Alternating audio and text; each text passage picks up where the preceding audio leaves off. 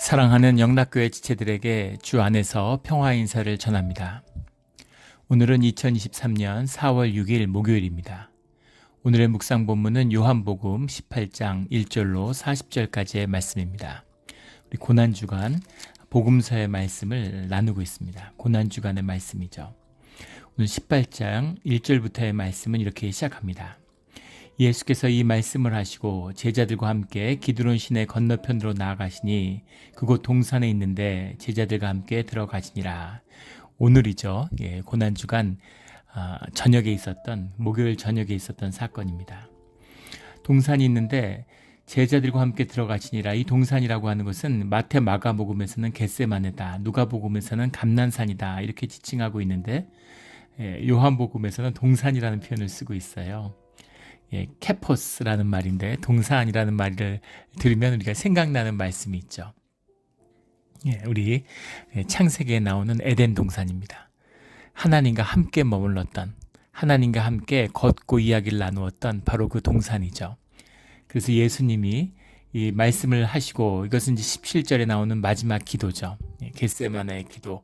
이 기도를 마치신 뒤에 주님의 마지막, 주님과 하나 되는, 하나님과 예수 그리스도가 하나이고 그와 하나가 돼서 그와 함께 머물고 있는 제자들, 그들이 함께 머물 수 있는 그곳이 바로 케포스 동산인 것이죠. 그것은 낙원인 것입니다.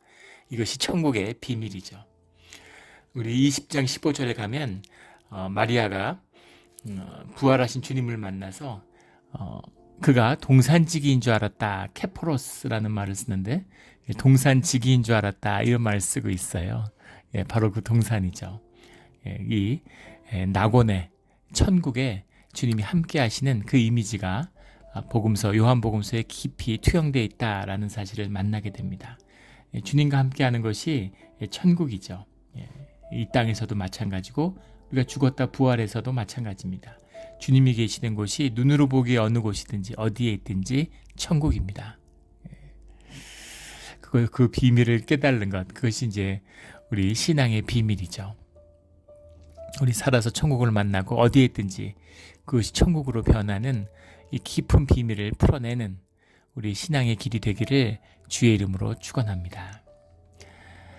이제 그 마지막 날 이제 유다가 그 유대인 대제사장의 무리들이 예수님을 잡으러 오는 겁니다. 3절에 보면 유다가 군대와 대제사장들과 바리새인들에게서 얻은 아랫사람들을 데리고 등과 횃불과 무기를 가지고 그리로 오는지라. 근데 유다는 그곳을 알더라 이렇게 되어 있습니다. 그 전에도 예루살렘을 방문했을 때 6월절 절기에 방문을 하셨을 것이고 그때 이 동산에 함께 머물렀던 것이죠. 그래서 유다도 잘 알고 있고 또 유다가 잘 알고 있기 때문에 이곳으로 잡으러 오를 거라는 것을 주님도 알고 계셨겠죠. 그런데 군대와 대제사장들과, 군대라는 건 스페이란이라는 말인데 로마군의 대대를 일컫는 말이죠. 600명 되는 대대를 이제 일컫는 말입니다. 이 군대를 이끌고 이렇게까지 잡으러 올 일이 있을까? 아마 많은 무리들이 함께 있을 수 있지 않을까? 또는 예수님을 연행하는 과정에서, 잡아가는 과정에서 따르는 자들의 큰 반발이 있지 않을까? 이제 이런 두려움이 있었겠죠. 지금은 6월절 기간의 예루살렘입니다. 이때는 수많은 사람들이 예루살렘에 모여있고 해마다 살얼음판을 걷는 것 같은 위기였다고 하죠. 지금 총독도 가이사라가 원래 그 총독에 머무는 그런 이 총독 이런 식민지의 수도와 같은 곳인데 예루살렘 기간에는 예루살렘에 올라와 있습니다. 군대를 이끌고 올라와 있는 거예요. 만일의 사태에 대비하는 거죠. 어떤 소요가 일어날지 알 수 없으니까. 그래서 로마군도 대제사장과 그런 성전에 관련된 자들도 모두 다 긴장하고 있는 그 시기입니다. 그 시기 한 가운데에서 예수님을 잡아가려고 하니까 또 두려움이 있었겠죠. 그래서 많은 군대를 끌고 예수님을 잡으러 왔다라는 것을 이제 보는 거죠. 4절에 예수께서는 그 당할 일을 다 아시고 나아가 이르시되 너희가 누구를 찾느냐. 5절에 대답하되 하되 나사렛 예수라 하거늘 이르시되 내가 그니라 하시니라. 그를 파는 유다도 그들과 함께 섰더라. 예수님의 제자였는데 이제는 예수님에게 맞서 서 있는 배신자 유다의 모습을 보여주고 있습니다. 예수께서 그들에게 내가 그니라 하실 때 그들이 물러가서 땅에 엎드러지는지라. 내가 그니라라는 말이 이제 에고 에임이죠. 우리가 너무나 잘 아는 하나님이 구약에서 당신을 말씀하실 때 쓰는 표현이죠. 예수님이 당신을 에고 에임이다. 예수님이 누구신가에 대해서 나는 나다. 이렇게 그리스도이신 주님을 이제 드러내는 것이죠. 근데 에고 에이미라는 표현을 누가 쓸 수 있겠습니까? 이 표현을 듣고서 아마 잡으러 갔던 사람들이 압도됐겠죠. 또 주님의 위엄과 그 안에서 뒤로 물러가서 땅에 엎드러지는지라 그 땅에 주저앉았다는 겁니다. 충격을 받은 거죠. 그리고 예수님의 압도적인 위엄을 느꼈을 겁니다. 이 말씀을 읽으면 10절에 나오는 시몬 베드로가 칼을 가졌는데 그것을 빼어 대제사장의 종을 쳐서 오른편 귀를 베어버리니 그 종의 이름은 말고라 이렇게 되어 있습니다. 이 마태 마가복음에는 귀를 잘랐다는 이야기는 나오지만 누가 잘랐다는지는 얘기를 하지 않습니다. 근데 제자들은 다 알고 있었겠죠. 근데 마가복음이 기록된 주후 30년경에는 아직도 깊은 탄압을 받고 있고 주후 60년에도 대대적인 탄압이 있었죠. 그래서 아마도 베드로를 보호하고자 하는, 베드로는 살아 있었고 그래서 그 이름을 감춘 게 아닌가 싶어요. 그런데 요한복음이 이제 기록되는 주후 90년경에는 이미 베드로는 떠나고 없었죠. 그래서 그 이름을 기록한다 해도 뭐 별 문제가 될 게 없는 그런 상황이 있지 않았을까 싶습니다. 그런데 어떻게 칼로 이제 그 잡으러 온 그런 병사의 귀를 잘랐을 수 있었을까? 그렇게 칼을 잘 썼을까? 그리고 그렇게 칼을 휘둘러서 귀를 자르는 게 가능한가? 앞에 있는 그들이 물러가서 땅에 엎드러지는지라 라는 말씀 가운데 들어있는 거죠. 그 위험에 압도돼서 다 잡부러져 있는 거예요. 그냥 주저앉아 있는 겁니다.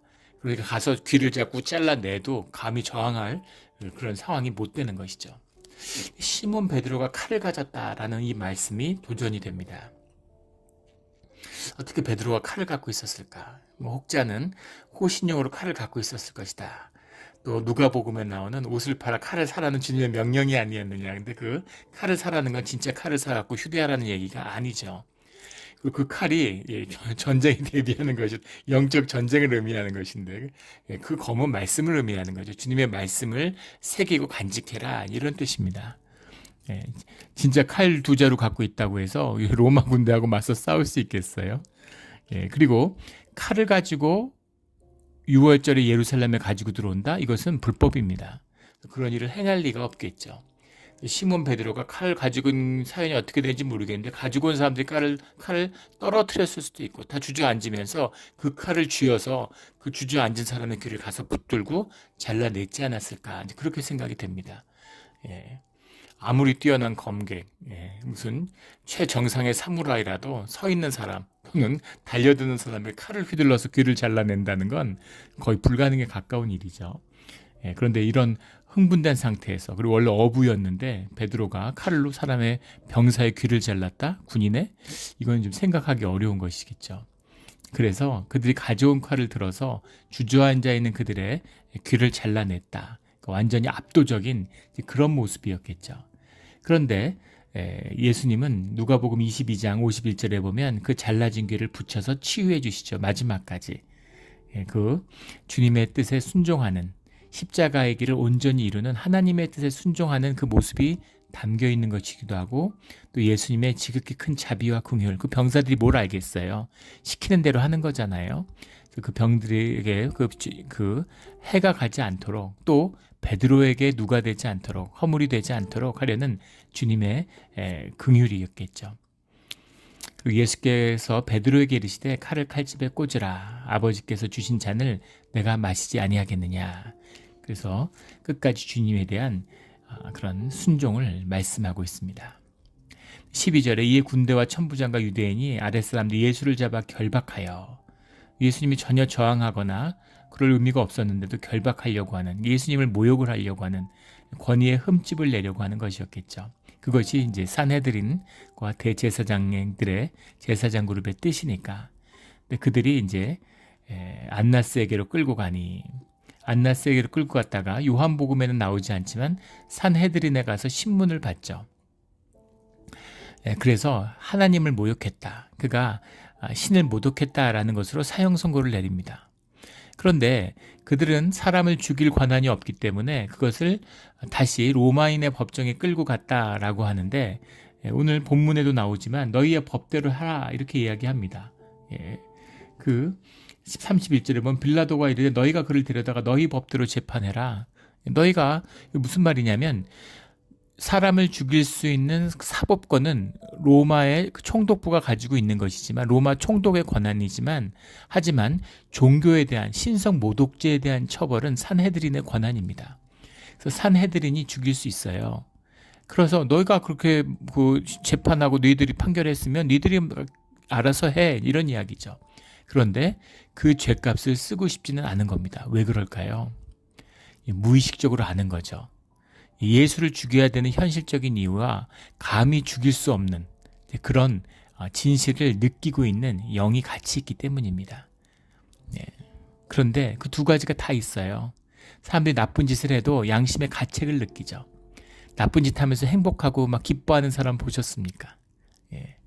도둑으로 큰 돈 벌었는데 내 자식도 잘 키워서 도둑 만들어야지, 이런 사람은 없는 것이죠. 우리 여러 번 나눈 예화죠. 그 유명한 멕시코 카르텔, 시날로아 카르텔인가요? 멕시코 최대 카르텔의 두목이 수배가 됐는데, 수십 년 동안 계속 수배 상태에 있었는데, 계속 미국에서도 찾았죠. CIA, FBI가 다 찾았는데, 멕시코에 곳곳에 다 뒤졌는데, 마약 수사국 이런 데서. 그런데 못 찾았어요. 근데 놀랍게도 시카고 교회에 살고 있었다는 게 이제 알려져서 시카고에서 체포가 됐죠. 그런데 그 부인하고 자식들은 아버지가 그 마약 카르텔의 두목이라는 걸 몰랐다는 겁니다. 평범한 중산층의 가정처럼 자식을 아주 잘 키우고 있었다는 거죠. 이상하잖아요. 이상하지 않습니까? 자기가 그렇게 마약을 해서 마약계의 왕인데, 그렇게 개인 재산이 수조대, 빌리어네어예요. 그런데 왜 자식은 그런 걸 모르게 하고 학교 다니고 그렇게 평범하게 잘 키워보려고 그랬을까요? 예전에 그 콜롬비아의 그 칼리 카르텔이라는 게 세계를 석권한 적이 있었죠. 그 두목도 나중에 이제 콜롬비아에서 체포돼서 미국에서 이제 종신형을 받고 감옥을 살고 있는데, 재미있는 건 그 아들이 변호사예요. 검사도 하고 변호사도 하고. 근데 그 아들은 그런 범죄와 전혀 연관된 게 없고 철저하게 자식은 그걸 차단했다는 거죠. 물론 자식이 감옥 가지 않게 하기 위해서 보호하려는 마음도 있었겠지만, 자기가 왕국의 왕인데 자식을 황제로 키우려고 하지 않고, 자기가 나쁜 짓 하고 돈 벌고 나쁜 짓 하고 살았지만 자식은 바르게 반듯하게 키우고 싶은 거죠. 이게 인간의 양심입니다. 그런 양심이 있는데 왜 나쁜 짓을 할까요? 우리가 육의 욕망, 우리가 죄된 육성의 노예로 살아가는 또 그 묶임 가운데 있기 때문입니다. 그래서 그걸 벗지 않으면 아무리 양심이 있어도 힘들고 고통스러워도 나쁜 짓을 하면서 살게 되어 있는 거죠. 근데 그거보다 더 깊은 비밀이 오늘 말씀 가운데 나와요. 이 산헤드린, 제사장들, 율법학자들, 그 시대 최고의 종교인들입니다. 근데 이들이 예수를 죽이는데 불법을 서슴지 않는다는 겁니다. 6월절의 밤중에 예수님을 잡아왔어요. 이것도 말도 안 되는 겁니다. 밤중에 신문을 한다는 것도 말도 안 돼요. 재판정을 열고 배심원단처럼 사람들이 모인 자리에서 낮에 재판을 하게 되어 있습니다. 재판을 밤에 열었다는 거, 밤에 다 자잖아요. 요즘 밤도 아니죠. 그때 불이 꺼지고 누가 모이는지, 공공통신이 있습니까? 전화가 있습니까? 아무도 몰라요. 그래서 밤에는 절대 재판을 못하게 합니다. 밤에 재판을 열었다는 거예요. 그리고 형의 집행을 당일날 할 수 없습니다. 형에 대한 판결도 당일날 할 수 없어요. 재판을 당일날 끝낼 수가 없습니다. 재판을 그날 끝냈다는 것도 문제고, 거기에 대한 판결을 그날 내렸다는 것도 문제죠. 그날 잡아왔다는 것도 문제입니다. 시작부터 끝까지 계속 불법으로 일관하고 있어요. 재밌잖아요. 예수님이 법을 어겼다고, 율법을 어겼다고 고발했으면서 자기들이 계속 법을 어기는 거죠. 요즘 한국에서 유행하는 정치권에서 내로남불 이런 거죠. 아시타비 이런 거죠. 내가 하면 다 옳은 거고 남이 하면 다 나쁜 거고, 이런 식으로 철저히 에고의 모습입니다. 내가 주인이고 내가 보좌에 앉았는데 다 나를 중심으로 해서 돌아가는 거죠. 이런 아주 악한, 극악한 그런 제사장의 무리들, 산헤드린의 무리들을 이제 보게 되는 겁니다.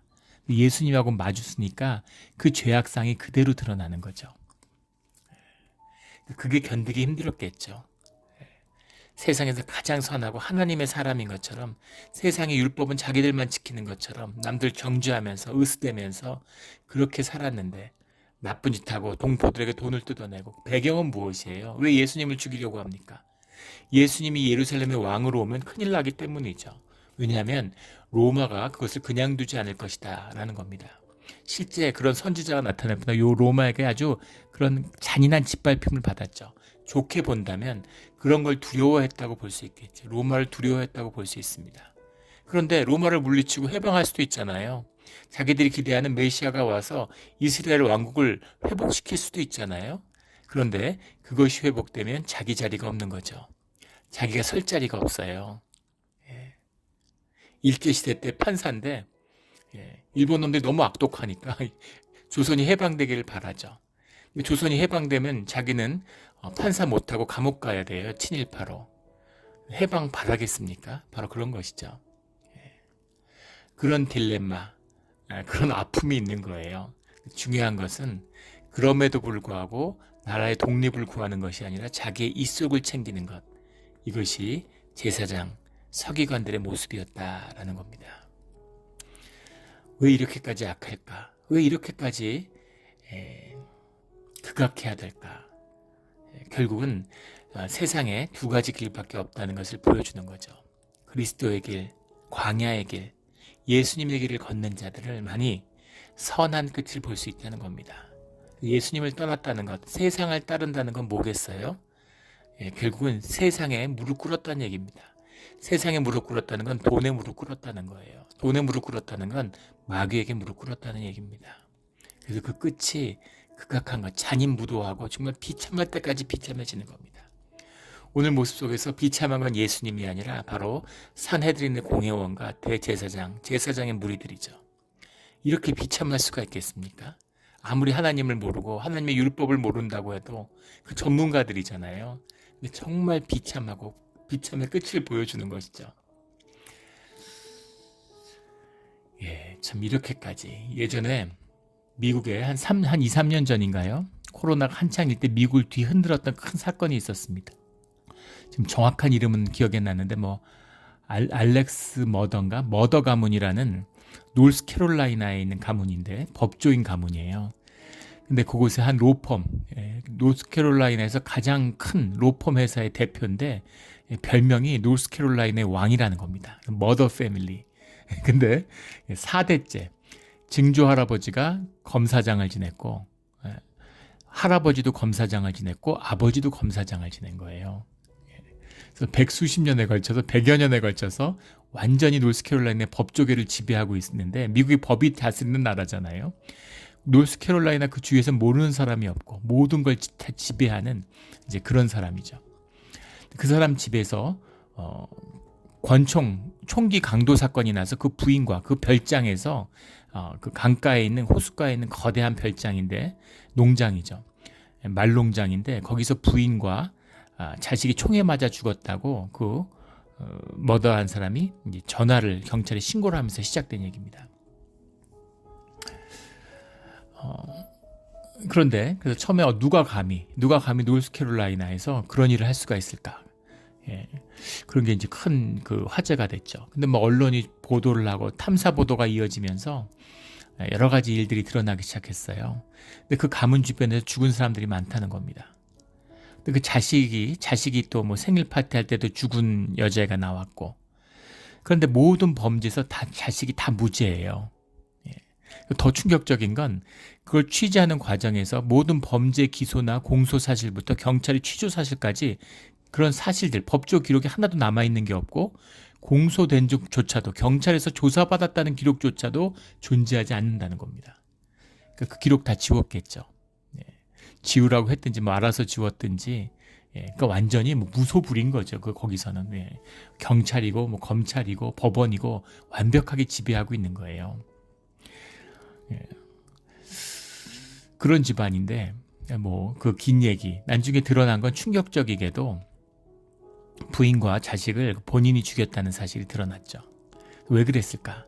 자식이 말썽피고 큰아들은 자기가 죽으면 2천만 불을 받도록 생명보험을 들어놨는데 자기 둘째 아들하고 와이프가 죽으면 생명보험을 자기가 받도록 돼 있는 거죠. 그리고 또 부인도 자식도 마음에 안 드니까 이제 죽여서 보험금도 챙기고. 근데 그걸 하는 과정에서 취조하는 과정에서 그 집에 가정부가 죽었다는 사실도 드러난 겁니다. 근데 가정부가 죽었는데 가정부 가족에게 그 자기를 고소하라고 그렇게 부추겨서 고소를 시키고 법적 권리를 위임받은 다음에 자기 친구 변호사에게 그래서 보험에서 뭐 500만 불인가 그 보험비를 받았는데 법적 걸 위임받고 있으니까 그걸 친구하고 공모해서 갈취한 것도 그 범죄 혐의 나중에 드러나게 되죠.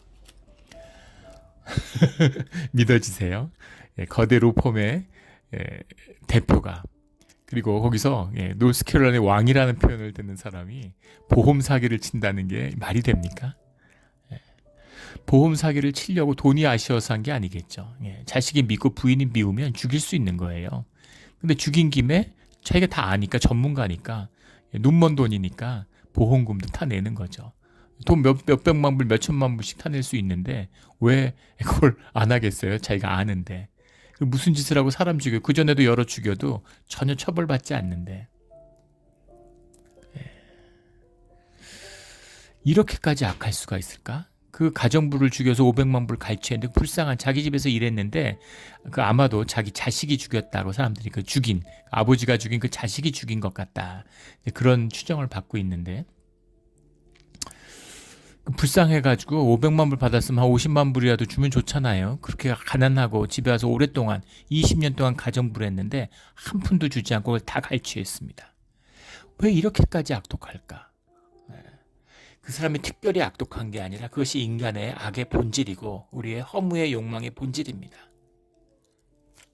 허무함이 있기 때문에 채워도 채워지지 않는 허무의 욕망의 종노릇을 하는 것이죠. 왜 돈을 끝도 없이 벌려고 그러겠어요? 워렌 버핏 같은 사람, 물론 뭐 좋은 사람이겠죠. 좋은 일도 많이 하고 기부도 많이 했다고 그럽니다. 그런데 90이 넘었는데 매년 나와서 하는 얘기는 돈 버는 얘기밖에 없어요. 그렇게 불쌍하고 비참한 삶이 어디 있습니까? 나이가 90이 넘었는데 돈밖에 관심이 없고 돈 왜 버는 거예요? 가져갈 수도 없고 뭐 어디에 좋은 데 쓰는 것도 아니고 다 쌓아놨는데. 돈이 주인이에요. 사람이 돈을 갖고 있는 게 아니라 홀드하고 있는 게 아니라 돈이 사람을 홀드하고 있는 겁니다. 돈이 뭐길래 그런 영적 권세가 있겠어요? 그 돈을 다스리는 세상의 권세 아래 있는 겁니다. 그래서 예수에게 맞서니까 예수에게 등을 돌리고 나니까 나중에 가룟 유다를 보십시오. 은전 30냥에 예수님을 팔아요. 열심당원이고 의로운 사람이었는데 예수님의 사도였는데 어떻게 끝이 그렇게까지 비참할 수가 있습니까? 스스로 목숨을 끊고. 그것이 결국 세상에 무릎 꿇고 예수에게 등을 돌린 자의 길이다라는 사실을 보게 되는 거죠. 우리들의 모습입니다. 오늘 21부터 27절까지 베드로의 얘기가 나오죠. 베드로가 불을 쬐는데 베드로가 27절에 보면 또 부인하니 곧 닭이 울더라. 우리가 너무 잘 아는. 본인은 목숨을 바치겠다 그러고 예수님은 닭이 울기 전에 3번 부인할 거라고 그랬는데 예수님의 말씀이 맞았죠. 여기서는 또 부인하니라고 담담하게 써 있는데 마태복음 26장 27절에는 저주하며 부인했다라고 이렇게 예수의 이름을 저주한 거예요. 예수님이 살아계신데 예수님을 부인한 것도 그런데 예수님을 부인했다는 게 뭡니까? 그런데 예수의 이름을 저주했다는 겁니다. 베드로가. 이것이 복음서가 전하는 우리 신앙의 진실입니다. 우리에게 악한 영이, 우리 악한 육이 있어요. 세상을 다스리는 악한 영이 있습니다. 그 가운데서 우리가 바르게 살아가고 주님의 선을 이루어내는 그 길은 그리스도의 십자가와 성령의 인도하심밖에 없다. 그게 없으면 그 악을 그 누구도 다스리지 못합니다. 세상에 그 권력자들, 그 부유한 사람들, 이런 사람들 보세요. 그 끝이 악한 것입니다. 정말 악한 일을 서슴지 않잖아요. 히틀러 같이 어떻게 600만 명을 가스실에서 죽일 수가 있겠습니까? 실제 죽인 사람은 한 2천만 명 된다고 그러죠. 예. 그 사람의 일이겠어요? 예. 그 악을, 인간의 악을, 그것이 집단의 악으로, 그리고 그 악을 다스리는 악한 영과 하나 되는, 연합하는 그런 악한 권세가 있는 것이죠. 근데 악은 정말 악합니다. 어떻게 이렇게 악할 수가 있어요? 그 악을 속에서 주님의 자녀들을 끝까지 사랑하고 세상을 사랑하시고 그것을 구원하시고자 악의 문제를 다루시고자 그것을 십자가에 못 박고 그 굴레를 끊고 우리를 구원하시고자 이 땅에 오셔서 십자가를 지신다는 겁니다. 십자가가 아니고 우리의 악이 다스려지겠습니까? 십자가가 아니고 우리가 어떻게 나의 나됨을 살아낼 수 있겠습니까? 수치와 정죄로 가득한 이 땅에서. 이 비밀이 오늘의 말씀인 것이죠. 28절에 그들이 예수를 가야바에게서 관정으로 끌고 가니, 관정이라고 하는 것은 보통 이 로마인의 장군이 머물고 있는 숙소를 관정이라고 하는데, 보통은 이제 관정은 가이사라를 의미하는 거겠죠. 예루살렘에 올라와 있다고 그랬죠. 그런데 그 총독이 올라오면 그 헤롯 궁전에 묵었다라는 얘기가 있고 이제 안토니아 성에 묵었다라는 얘기도 있습니다. 둘 다 얘기가 되겠죠. 그래서 끌고 가니 새벽이라. 그 새벽이라고 하는 것은 유대에서 이제 3시부터 6시 사이죠. 이때 사람을 깨워서 재판을 하자고 급한 것이죠. 그들은 더럽힘을 받지 아니하고 유월절 잔치를 먹고자 하여 관정에 들어가지 아니하더라. 그러니까 얼마나 비열한 인간들인지를 볼 수 있는 거죠. 정말 그 머리도 엄청 썼죠. 자기들의 책임이 아니다.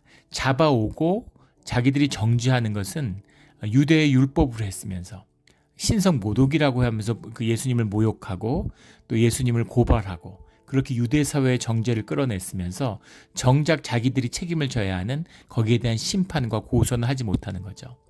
그리고 나서는 이 사람이 예루살렘의 이스라엘의 왕이라고 그런다라고 하면서 반역죄로 로마에 넘기는 겁니다. 근데 빌라도도 알고 있는 거죠. 빌라도는 역사적으로 주후 26년부터 36년까지 로마의 총독으로 이 팔레스타인 지역을 이제 주관하던 자죠.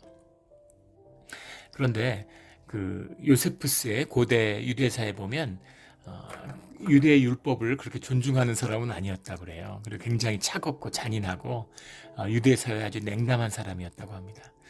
그런데 지금은 유월절 기간이죠.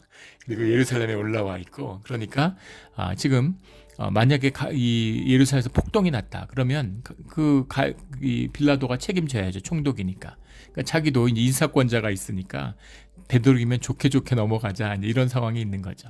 하지만 이 제사장 그룹 이들의 이제 그 비열함, 그런 것들 너무나 잘 아는, 비겁함을 잘 알고 있는 사람이니까 왜 그걸 우리한테 떠넘기냐, 너희가 해, 이렇게 얘기하는 거죠. 근데 그들이 유월절 잔치를 먹고자 해요. 유월절에 잔치를 먹고자 하는 자들이 이런 짓을 하겠습니까? 유월절을 잔치를 먹고자라는 말대로라면 유월절의 전날이라는 의미잖아요. 우리 기억하시나요? 우리 화요일 날 나누었던 고난주가 첫 묵상에서 예수님이 죽은 날이 정확히 언제냐에 대한 논의가 있다 그러죠. 이 본문의 말씀대로라면 그 수요일 날 돌아가신 게 맞겠죠. 왜냐하면 유월절 잔치를 아직 먹지 않았으니까. 수요일 날 붙들어다가 목요일 날 죽이고 목요일 저녁에 유월절 잔치를 먹었다, 이렇게 볼 수 있는 거겠죠. 그러나 만약에 금요일 날 돌아가셨다고 해도 유월절 잔치라고 하는 이 의미가 유월절에 저녁에 먹는 그 고난을 기억하면서 먹는 고난의 양고기가 아니라, 쓴나물을 먹는 게 아니라 6월절부터 이어지는 무교절의 7일간의 식사. 그러니까 첫날은 고난의 기간을 지낸 다음에 그 다음에 주님이 구원해 주시는 걸 감사하는 무교절의 축제로 넘어가는 거죠. 근데 잔치라는 말을 쓰고 있잖아요. 그래서 6월절 잔치가 무교절의 식사를 의미하는 것이다 라고 볼 수도 있습니다. 그래서 금요일날 돌아가셨다라고 볼 수도 있겠죠. 그래서 관중으로 들어가지 아니하더라. 33절, 이에 빌라도가 다시 관중으로 들어가 예수를 불러 이르되 내가 유대인의 왕이냐, 너희의 법대로 재판하라. 그러니까 우리에게 권한이 없습니다 라고 얘기하는데, 따지기 그러니까 또 지금 막 사람들이 흥분해 있고 이러니까 참고서 이제 들어온 거죠. 내가 유대인의 왕이냐 이렇게 물으시니까 30절에 주님께서 내가 스스로 하는 말이냐 다른 사람이 나에 대하여 내게 한 말이냐 사람들이 듣고 하는 얘기냐 아니면 너의 고백이냐 라고 묻는 겁니다. 예수님의 모습을 볼 수 있죠. 예. 빌라도조차도 주님이 진실하게 대해 주시는 거예요. 이게 주님이 사람을 대하는 법입니다. 저도 이 모습을 참 본받고 싶었어요. 근데 잘 안 됩니다. 처음에 우리 교회에 올 때 온갖 얘기를 많이 들었습니다. 14년을 싸웠는데 교회에서 재직회를 해산하고 당회를 해산했어요. 들어왔는데 신방을 처음에 가니까 가는 사람들마다 다른 교인들, 당신들 얘기는 하지 않고 다른 교인들 얘기를 해주는 겁니다. 교회 오기 전에도 뭐 우리 지역에 있는 목사님들, 노회 목사님들이 또 우리 교회 임시 당회장으로 왔었으니까 물론 저에게 이제 목회에 유익이 됐으면 해서 많은 정보들을 주시는 거죠. 근데 사실은 그런 정보들을 뭐 신뢰하고 안 하고의 문제가 아니라 그런 걸 듣지 않습니다. 왜냐하면 선입견을 갖고 사람을 대하지 말아야 된다라는 것이 적어도 신앙이 제게 준 교훈이라고 좀 믿기 때문에 주님이 사람을 대하는 것처럼 그 사람이 과거에 어떤 사람이었든지 또 예전에 우리 어떤 권사님 그런 얘기를 했어요. 아무개는 권사될 자격이 없다. 그 사람이 어떻게 살았는지 아느냐 이런 말씀을 한번 하시는 걸 듣고서 제가 그렇게 말씀을 했습니다. 우리 가운데 자격이 있어서 직분을 하는 사람은 아무도 없고 저도 목사의 자격이 없는데 목사를 하고 있다고 또 우리 모두가 용서받은 죄인인데 과거의 죄를 들어서 누가 누구를 정죄할 수 있겠느냐 주님 안에는 정죄가 없다 이런 말씀을 드린 적이 있습니다. 예수님을 보면 알 수 있죠. 빌라도고 예수님을 심판하러 오고 이 사람이 마음에 따라서 예수님을 얼마든지 살릴 수도 죽일 수도 있는 사람이에요. 그런데 내가 유대인의 왕이냐에 대해서 주님이 너의 질문이냐 그게 너의 퀘스천이냐 이렇게 물어보고 계시는 거죠. 주님이 36절을 보면 내 나라는 여기에 속한 것이 아니다. 내가 진짜 이스라엘의 왕이면 유대인들이 나를 넘겼겠느냐 이렇게 얘기하는 거죠. 내가 왕이지만 내 나라는 너희가 보는 너희가 생각하는 그런 왕이 아니다. 이렇게 말씀하시는 거죠. 그리고 예수께서 대답하시되 내 말과 같이 내가 왕이니라. 주님은 왕이시죠. 주님은 왕입니다. 본질의 왕이고 그것이 우리 현상세계의 왕의 참된 의미죠. 그래서 이 땅의 왕이시고 또한 하늘의 왕이시고 땅의 왕이시고 우리 모두의 왕이십니다. 내가 왕이니라. 내가 이를 위하여 세상에 왔나니 곧 진리에 대하여 증언하려 함이로라. 무릇 진리에 속한 자는 내 음성을 듣느니라. 빌라도가 이르되 진리가 무엇이냐 하더라. 빌라도도 보통 사람은 아니죠. 그렇게 어리석고 아둔하기만 한 자가 아니라 진리에 대한 질문을 가지고 있는 겁니다. 도대체 이렇게 죽음을 맞아야 하는, 이렇게 억울한 죽음을 맞아야 하는 그 이유가 뭐냐? 살 길이 있는데 죽음을 택하는 이유가 뭐냐? 알 수 없죠. 진리가 뭐냐? 라고 묻는 겁니다. 이것이 세상의 질문이에요. 제가 원래 철학을 전공했는데 철학 공부를 12년을 했습니다. 13년을 했군요. 13년을 했는데 마지막 질문은 진리가 무엇이냐라는 거였어요. 진리를 알 수 없다는 겁니다. 진리를 알 수 없어요. 이게 제일 큰 깨달음입니다. 세상의 지혜가 주는, 세상의 모든 지혜가 주는 가장 큰 깨달음은 진리가 무엇이냐라는 이 질문이에요. 이 질문을 가졌다면 그것은 끝까지 온 겁니다. 이 질문의 답은 오직 모른다는 겁니다. 오직 몰라요. 그 대답을 나왔다면 인간으로서는 가장 정직한 겁니다. 그리고 그 끝에서는 예수님을 만나야 되는 것이죠. 그럼 진리가 무엇인지, 구원이 무엇인지, 생명이 무엇인지 그 비밀을 만나게 되는 겁니다. 지식이 아니라, 교리가 아니라 우리의 삶을, 내 생명을 만나고 살고 누리게 되는 것이죠. 이 예수님의 비밀을, 이 십자가의 비밀을, 현실은 너무 비참하고 현실은 너무 아프고 고통스럽지만 비참한 애통함이 우리 마음속에 있지만 하지만 이 길이 진리의 길입니다. 그래서 이 길을 가야 되는 것이죠. 이 길을 끝까지 가서 이 아픔의 끝을 만나는 우리 신앙의 길이 되기를 예수 그리스도 이름으로 축원합니다. 아멘. 함께 기도드리겠습니다. 하나님 아버지 감사합니다. 우리가 의식적으로 십자가를 느끼고 또 무의식적으로 십자가를 외면합니다. 십자가의 길을 가야 한다는 것을 알지만 엄두를 내지 못하는 우리입니다. 우리가 갈 수 없다는 것을 오늘 베드로의 고백처럼 주님이 아십니다. 주님을 위해 목숨을 바치기를 원했지만 주님의 이름을 저주하면서 주님을 모른다고 하는 베드로가 곧 내가 베드로임을 주님 앞에 고백합니다. 주님, 부활하신 보혜사의 성령을 보내주셔서 우리와 함께 하심으로 우리가 도저히 살 수 없는, 우리가 꿈꾸지만, 우리가 바라지만, 우리가 알고 있지만 갈 수 없는 그 길을 가게 하여 주시옵소서. 감사하며 예수 그리스도의 이름으로 기도드렸습니다. 아멘.